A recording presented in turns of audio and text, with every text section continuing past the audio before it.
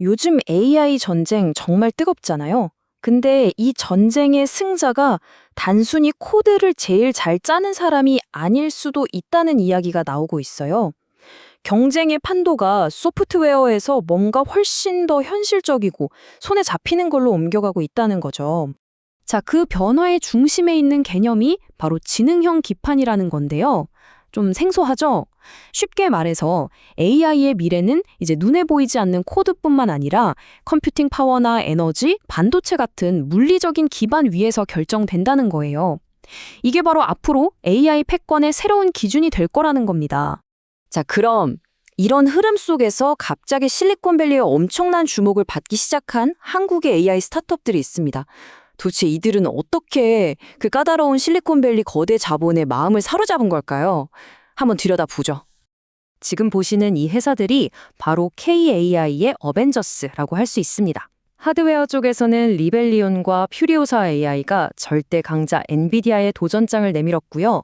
소프트웨어 쪽에서는 12랩스, 업스테이지, 프렌들리 AI가 각자 다른 방식으로 AI를 더 똑똑하고 효율적으로 만드는 해결책을 내놓고 있죠. 얘들의 공통점이 뭐냐면요. 그냥 기술만 만드는 게 아니라 어떻게 하면 AI를 더 빠르고 더 저렴하고 더 효율적으로 쓸 수 있을까? 이 문제를 푸는 데 집중하고 있다는 겁니다. 리벨리언부터 한번 볼까요? 이 회사는 AI의 가장 큰 골칫거리, 진짜 머리 아픈 문제죠. 바로 어마어마한 전기 소모 문제를 정면으로 풀고 있어요. 아시다시피 AI가 똑똑해질수록 데이터 센터 전기세가 정말 상상을 초월하게 되는데 리벨리온이 바로 그 약점을 파고드는 겁니다. 와, 이 문장 좀 보세요. 이게 KAI 스타트업의 야망을 정말 잘 보여주는 대목인데요. 표류사 AI가 무려 8억 달러, 우리 돈으로 거의 1조 원에 달하는 메타의 인수 제안을 거절했다는 거거든요. 이건 그냥 돈 문제가 아니라 우리는 우리 길을 가겠다는 거의 뭐 독립선언이나 다름없는 거죠. 그래서 이 두 하드웨어 강자, 리벨리온과 퓨리오사 AI를 비교해보면 되게 재미있어요. 서로 다른 퍼즐 조각 같거든요.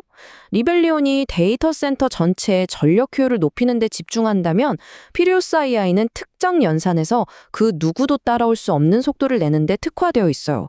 그러니까 둘이 서로 다른 방식으로 엔비디아의 독주에 브레이크를 걸고 있는 거죠. 자, 그리고 12랩스. 여기는 심지어 엔비디아가 직접 투자한 곳인데요. 이 기술 정말 대단합니다. 영상용 CTLF라고 불리는데 말 그대로 수많은 영상 속에서 우리가 원하는 장면을 의미로 찾아주는 거예요. 이게 얼마나 대단한 거냐면요. 앞으로 보안이나 미디어, 공공안전 분야의 판도를 완전히 바꿔놓을 수 있는 그런 기술입니다. 자, 그럼 이제 소프트웨어 쪽으로 한번 넘어가 볼까요? 여기도 만만치 않습니다. 업스테이지와 프렌들리 AI 같은 회사들이 AI를 어떻게 더 현실적이고 또 저렴하게 만들고 있는지 그 비밀을 한번 파헤쳐 보겠습니다. 자, 이렇게 KAI 스타트업들이 잘 나가는 걸 보니까 와, 이제 한국이 AI 최강국 되는 거 아니야? 하는 생각이 드시죠? 그런데 말이죠. 글로벌 전체 데이터를 보면 이야기가 좀 많이 다릅니다. 아주 충격적일 정도로요.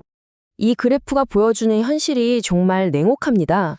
보세요. 미국이 AI 민간 투자에 쏟아부은 돈이 1,090억 달러? 그런데 한국은 13억 달러. 우리가 그렇게 자랑하는 유망한 스타트업들이 받은 투자 다 합쳐도 미국 전체 투자의 1%를 겨우 넘는 수준이라는 거예요. 이건 그냥 규모의 차이가 아니라 뭐랄까 체급 자체가 완전히 다른 거죠. 심지어 2025년 OECD 벤처 캐피털 보고서를 보면 더 뼈아픈데요. 한국은 순위에도 못 들고 그냥 기타 국가, 그러니까 Rest of the World로 묶여버렸어요. 핵심은 이겁니다. 아무리 개별 기업들이 잘해도 글로벌 투자 시장은 아직 한국을 AI의 중심이 아니라 주변부로 보고 있다는 뜻이죠. 다른 나라들은 그럼 어떨까요? 이걸 보면 우리가 뭘 해야 할지 더 명확해져요. 미국은 말할 것도 없고 이스라엘은 군사기술에서 나오는 엘리트 인재들을, 프랑스는 주권 AI라는 국가적인 비전을 내세우고 있어요. 우리도 반도체 강국이라는 엄청난 강점이 있잖아요. 근데 이걸 AI 시대에 어떻게 우리만의 독보적인 무기로 만들 거냐? 이 구체적인 전략이 시급하다는 걸 보여주는 거죠. 이게 바로 한국의 혁신 패러독스라고 불리는 지점인데요. 정말 중요합니다. 보세요. 인구 대비 AI 특허 수는 세계 1위예요. 그러니까 기존 기술을 가져다가 응용하고 상용화하는 건 기가 막히게 잘한다는 거죠. 그런데 정작 새로운 AI 알고리즘을 만들어내는 기초 연구 능력은 세계 13위권에 머물러 있어요. 이 심각한 불균형, 이게 문제입니다. 문제는 기술뿐만이 아니에요. 눈에 보이지 않는 장벽들이 더 무서울 수 있습니다. 예를 들어 외국 벤처 캐피털이 한국에 투자하려고 해도 계좌 하나 트는데 6개월이 넘게 걸린대요. 또 우리 창업자들이 기술은 정말 좋은데 이걸 세상을 바꿀 멋진 비전으로 포장해서 파는 스토리텔링이 좀 약하다는 지적도 계속 나오고 있고요. 자, 하지만 여기서 실망하긴 이릅니다. 왜냐하면 AI 시장의 게임의 룰이 또 한 번 바뀌려고 하거든요. 그리고 바로 이 새로운 판에서 한국이 가진 독특한 강점들이 어쩌면 최강의 무기가 될 수도 있습니다. A의 경제가 어떻게 진화해 왔는지 한번 보세요. 과거에는 오픈 AI처럼 누가 더 크고 강력한 모델을 만드느냐가 중요했어요. 훈련의 시대였죠. 하지만 2026년부터는 만들어진 모델을 얼마나 싸고 효율적으로 굴리느냐가 중요해지는 추론의 시대로 넘어갑니다. 그리고 그 다음은 AI가 화면 밖으로 나와서 로봇, 드론, 공장 같은 현실 세계로 들어오는 피지컬 AI의 시대가 열리는 거죠. 이 흐름 정말 중요합니다. 이걸 바로 추론 경제학이라고 부릅니다. AI 실행의 비즈니스죠. 이제부턴 모델 크기가 중요한 게 아니라 실제 업무했을 때 얼마나 비용이 적게 들고 빠르고 또 에너지를 덜 쓰느냐가 성공의 척도가 된다는 거예요. 자, 이렇게 되면 누가 유리해질까요? 맞습니다. 바로 퓨리오사 AI나 프렌들리 AI처럼 효율성에 목숨을 건 회사들에게 엄청난 기회가 열리는 거죠. 자, 이 새로운 시대를 맞아서 한국이 가진 잠재력을 한번 보세요.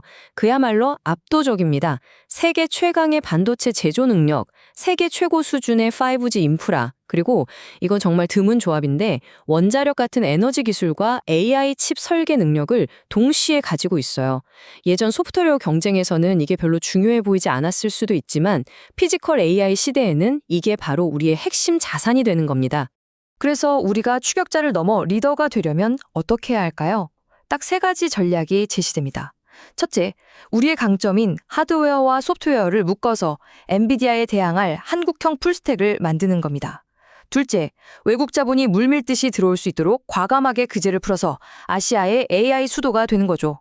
그리고 마지막으로 기술 스펙만 자랑할 게 아니라 전 세계 투자자들이 듣고 싶어하는 매력적인 미래 비전을 파는 스토리텔링의 대가가 되어야 합니다. 자, 그래서 마지막 질문은 이것입니다. 과연 한국은 이 엄청난 산업 DNA를 제대로 활용해서 AI 시장의 판도가 바뀌는 이 결정적인 순간에 단순히 남을 따라가는 추격자가 아니라 새로운 게임의 룰을 만드는 리더가 될 수 있을까요? 이 질문에 대한 답은 바로 우리에게 달려 있을 겁니다.